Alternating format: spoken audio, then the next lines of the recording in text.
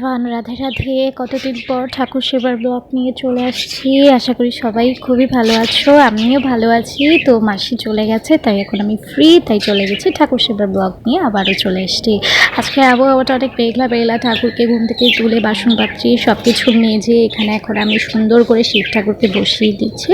এখন আমি সুন্দর করে শিব ঠাকুরকে স্নান করাবো, সাথে লোকনাথ বাবাকেও স্নান করাবো। তো চলো এখন ঠাকুরকে স্নান করিয়ে নিই। তো এই কয়দিন তোমাদের সাথে কোনো ব্লগ দেওয়া হয়নি। এই কয়দিন মা পূজা দিয়েছে, কারণ আমি এত ব্যস্ত ছিলাম যে 3তলা 6তলা বেতে বেতে হচ্ছে গিয়ে আমার পূজা দেওয়ারই সময় হয়ে ওঠেনি। এবার হচ্ছে গিয়ে আমি গোপালকে স্নান করিয়ে নিব। সুন্দর করে গোপালকে স্নান করিয়ে নেওয়ার পর হচ্ছে গোপালকে আমি তয়লা দিয়ে মুছিয়ে দিব। তো আমার ছোট্ট গোপালকে অঙ্গরাগ করেছি, কেরম হয়েছে আমাকে কিন্তু বলো তোমরা। তো এই কয়দিন আমার ছোট বোনের সাথে আমি অনেক ব্লগ করেছি। তো ওই ব্লগগুলো আশা করি তোমাদের কাছে খুবই ভালো লেগেছে। তো এখন চলে গেছে, এখন আর কি নিয়ে ব্লগ দিব সেটাই চিন্তা করছি। ওই আমার সবসময়ের মতো ঠাকুর সেবার ব্লগই তোমরা দেখবে, এটাই তোমরা পছন্দ করো, এটাই তোমরা দেখো। এরপর আমার লক্ষ্মী আর গণেশকে সুন্দর করে স্নান করানোর পর ঠাকুরকে এবার ভোগ নিবেদন করাবো। তার জন্য গোপালের ভোগের খাবারের জলে আমি তুলসী দিয়ে দিব। তো তুলসী দিয়ে দেওয়ার পর ভোগ নিবেদন করে দিব।